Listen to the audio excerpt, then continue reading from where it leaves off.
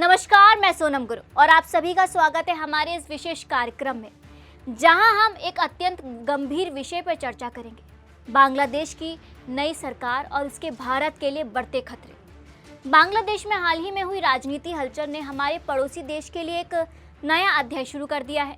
लोकतांत्रिक तरीके से चुनी गई प्रधानमंत्री शेख हसीना का तख्ता पलटकर मोहम्मद यूनुस की सरकार का सत्ता में आना इस बात का संकेत है कि बांग्लादेश की दिशा अब क्या हो सकती है, और ये दिशा हमारे लिए गंभीर चिंता का विषय है। बांग्लादेश ने अब पाकिस्तान से आयात होने वाले सामानों की जांच का नियम खत्म कर दिया है। जी हाँ, आप सही सुन रहे हैं। अब बांग्लादेश में पाकिस्तान से आने वाले सामानों की जांच केवल खतरे के अनुमान के आधार पर की जाएगी। ये खतरनाक कदम है। पहले की सरकार ने जो सख्त नियम लागू किए थे वे अवैध ड्रग्स और हथियारों की तस्करी को रोकने के लिए किए थे, लेकिन अब देखो, अब ये नियम समाप्त हो गया। क्या हम इस बात को नज़रअंदाज कर सकते हैं कि बांग्लादेश अब तस्करों के लिए एक सुरक्षित पनाहगाह बन सकता है? क्या ये सही है कि हमारे पड़ोसी देश की सरकार ने तस्करी को आसान बनाने का ये रास्ता खोल दिया है? ये न केवल बांग्लादेश के लिए बल्कि हमारे लिए भी एक गंभीर खतरा है।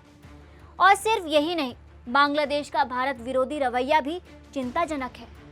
हाल ही में उन्होंने भारत में अपना राजदूत वापस बुलाया और दुर्गा पूजा के दौरान हिल्सा मछली का निर्यात करने से मना कर दिया। ये संकेत है कि बांग्लादेश अब भारत के साथ अपने रिश्तों को और भी खराब करने की दिशा में बढ़ रहा है। इसके अलावा बांग्लादेश ने भारत के साथ किए गए बिजली समझौता की जांच भी शुरू कर दी है। ये सब कुछ दिखाता है कि बांग्लादेश न केवल पाकिस्तान के साथ दोस्ती कर रहा है बल्कि भारत के खिलाफ भी एक रणनीतिक कदम उठा रहा है।